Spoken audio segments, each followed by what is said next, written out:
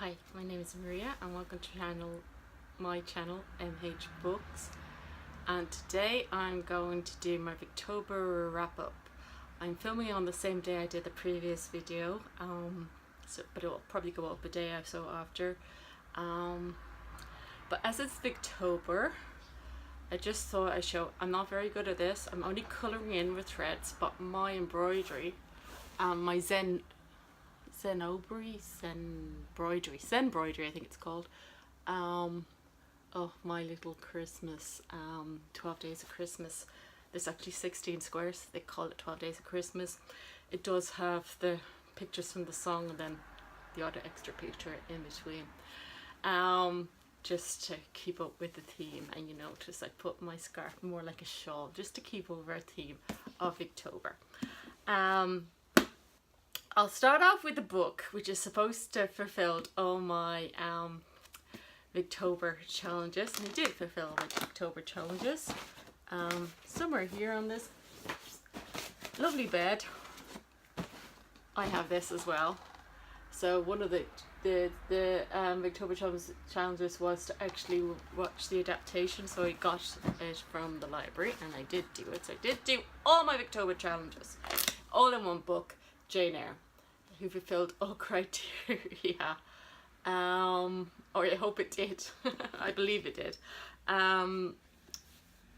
Going back to my previous self, who loved this book, I'm going to have to apologise slightly to her and ask her not to go into the future and listen to me, because I am now an old cynic, closer to 5 decades than I am to 2 decades.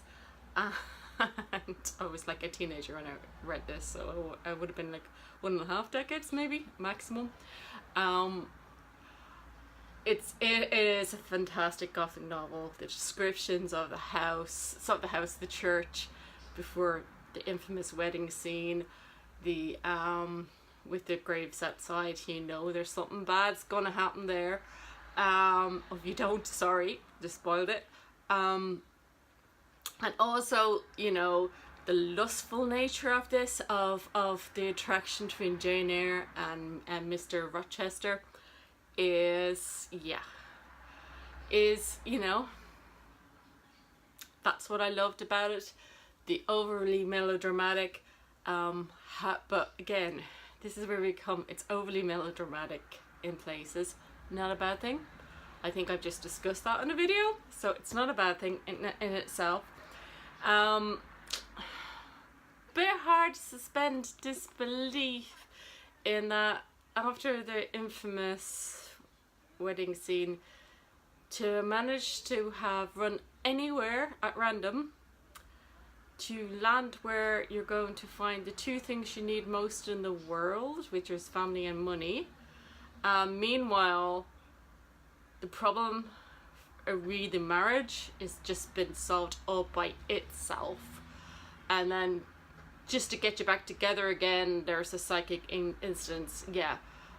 It needs something else. I think if I was making an adaptation, I think I might explain it a little bit. I might pop a little bit of magical realism or fatalism or something like this. It doesn't quite gel. Yeah, I still give this 4 stars. It's really fun. I'm just really sorry to me and to all the fans. Past me still loves it and will always love it. It will always be her favourite book. But current me is an old cynic. Maybe not that old. Slightly old. A little bit old. Nevertheless, rather than Reader, I married him. I will be reading Reader. I murdered him soon. I've been dying to read Jane Steele for ages. So I will embrace the spirit. I will not be an old fogey and cynic. I will enjoy Jane Eyre. I will enjoy Jane Steele.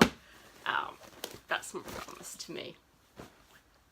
The other thing that I was thinking about reading for Victober was the wonderful Jane Riddle. Now, Charlotte Riddle. Now, I hope it's Riddle and not Riddell, but this is the book I picked up last summer that I was originally thinking of reading for Victober. It's a struggle for fame, by Charlotte Riddell. For those who don't know, Charlotte Riddell actually wrote 50 books, 30 of which were novels. 1/3 of her writing was actually ghost stories. Other ones were in the novels, which tend to be long, usually in 3 parts. This is from my research, okay? Tend to be based on the usual Victorian genres, based using the techniques of sensationalist novels, but not necessarily sensationalist novels. In other words, good fun to read. So, I was going to read this, but anybody who's seen my Victober video will see that I actually found this in Hodges Figgis, which is Haunted Houses, which is 2 of her novellas, which are ghost stories. So 1/3 of her published works were in fact ghost stories. And the easiest ones to come across actually nowadays in publication form, actually published currently, are her haunted stories. They tend to be the more popular ones. When reading this, I did, there's 2 stories. This fairy, that's the research notes. I kind of got a little bit obsessed, guys. This is her, there's 2 things. There's Fairy House, and then there's the Uninhabited House. And that tends to be what her books are about. They tend to be haunted ghost stories. They are, because I now have read an awful lot more. So this is the Uninhabited House again in another form, by the way. They are, and I'm going to describe them as cozy ghost stories, or like the idea of cozy mysteries, or cozy crime novels. Okay, so this has got cozy haunted house stories, where the house is haunted. Somebody must go and investigate and find out why the ghost is haunting the house in order to remove the ghost. So I've got halfway through this one, which is Weird Stories by Charlotte Riddell, and the first 3 are that premise, and I believe the next 3 are that premise too, because as I said, I have done a little bit of research. I may have become a little bit obsessed, so I took some research from the Green Book and from the introductions to these books. And for anybody who likes cozy mysteries, who likes good characterization, I fully recommend these books. Her characters are charming. They're usually male, because she likes to give her characters an occupation, a job. So most occupations within the Victorian era would have been male. They usually are. I fully enjoy them. These ones here novels were printed in Christmas annuals because of the Victorian tradition of writing ghost stories at Christmas. These ones here were published in 1882 in this form, not in this actual novel. Okay, sorry. But you know, these 6 books are published together. They don't appear to have been, they don't seem to have been anywhere published before this. And they're just amazing. I really enjoyed them. And I just realised I've left my library book in my bag because I was reading it about half an hour ago. But it led me on to 2 things: Charlotte Riddell herself and Victorian ghost stories. So I have been doing some reading of some Victorian ghost stories, and I've got 3 stories in of Elizabeth Gaskell's, and this is Tales of Mystery and Macabre, because it was traditional to write ghost stories for Christmas, and I was quite enamoured by this. I do mean to read. This is 5 Victorian ghost novels, so these novellas. I've only read Charlotte's. I will read the rest. But a lot of these things, because they're done in Christmas annuals, apologies, it is a bank holiday weekend and everybody's going home.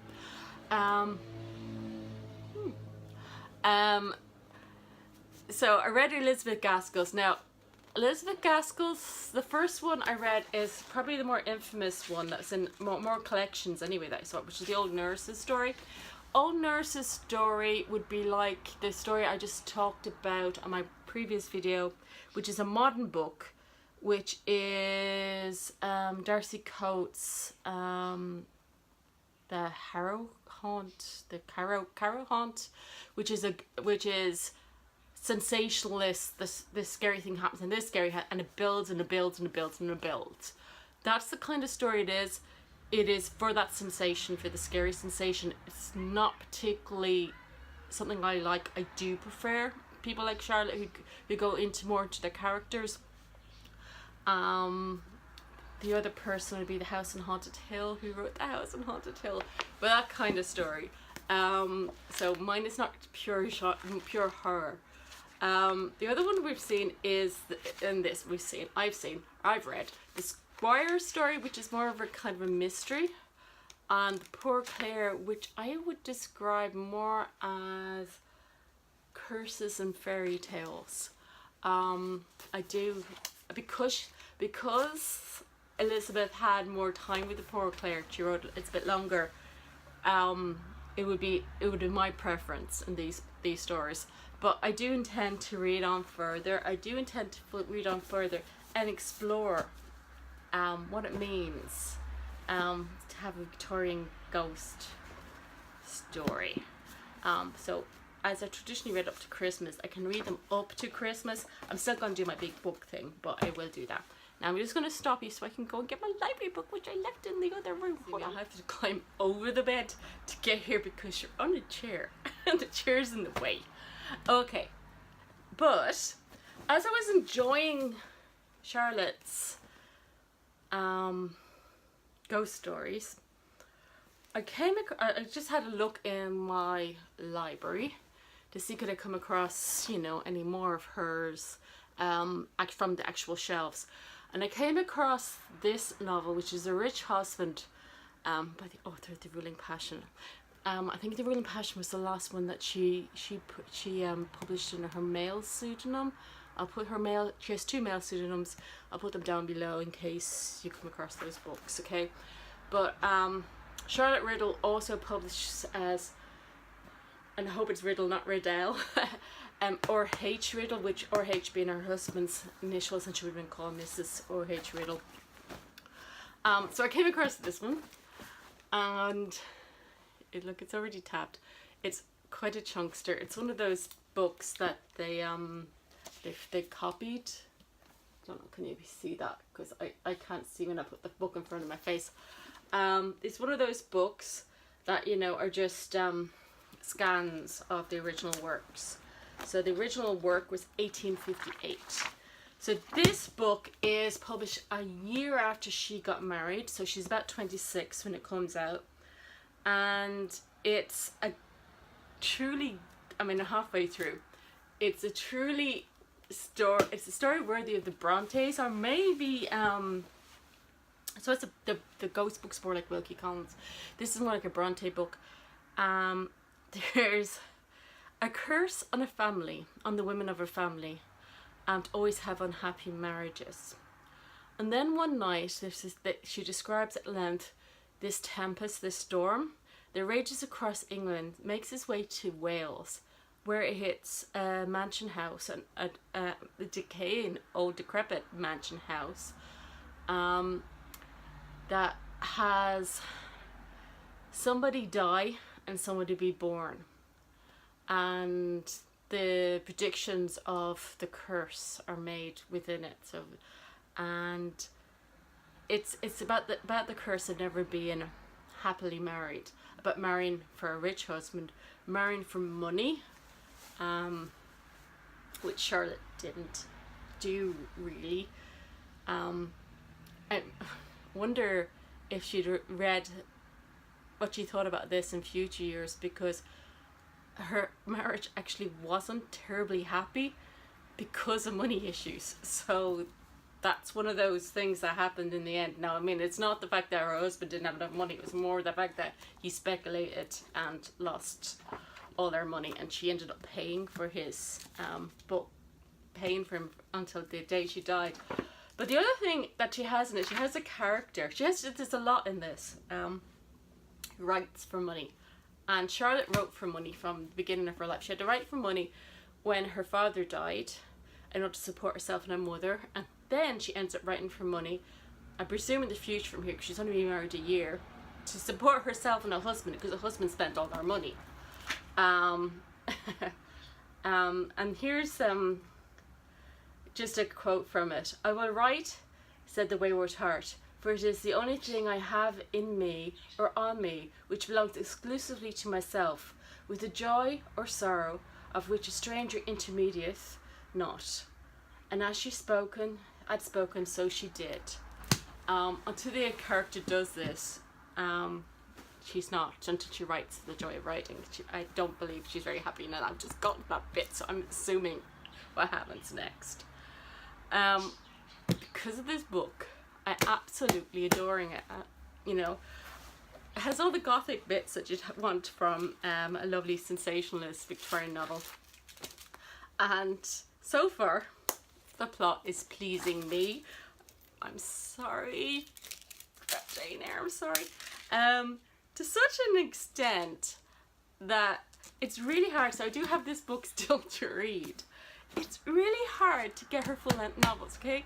Really hard. So I've gone and gotten myself a very Victorian thing to do, a reader's ticket, okay? For the National Library of Ireland. And they have reading rooms in the old-fashioned sense of you may go and look at their collection of books and read them. You may not borrow them. It's not a library. It's a reading in that sense. It's not a borrowing library. It's a reading library. So I specifically went and got one of these things, not because I want to study anything, which most people would, but because I want to access their collection. And they only have about 4 of Charlotte's books that I can't get published, and I can't find in the library. I can't find any more full-length novels in the library, in the main library, and that's a whole of Ireland library system. So I have to actually go and access the rare copies from the National Library of Ireland. My other choice was actually to get, because I do have a reader's ticket for Trinity College Dublin, because I'm a graduate from there. But because it's a reader's ticket, I can only read within the library. I can't borrow, and the books for Charlotte aren't available on the shelves. They're actually in their archives in Santry, and I can order them. They don't come in till 2 o'clock that day. Then I have to read them that day and then get them back, literally. So that was never going to work out. So at least with I don't know why I'm showing you my purse. At least with the National Library, they're sitting on the bookshelves. You know, according to the online catalog, sitting on the bookshelves. So what I plan to do is actually to start reading her. Probably won't be until December, because I have a college assignment as well. Outside of busy work hours, I have to go and do my college assignment. So I'll be doing that in the evenings and Saturdays, but that's due in the end of November sometime, end of November sometime. So after that, I shall have Saturday mornings free.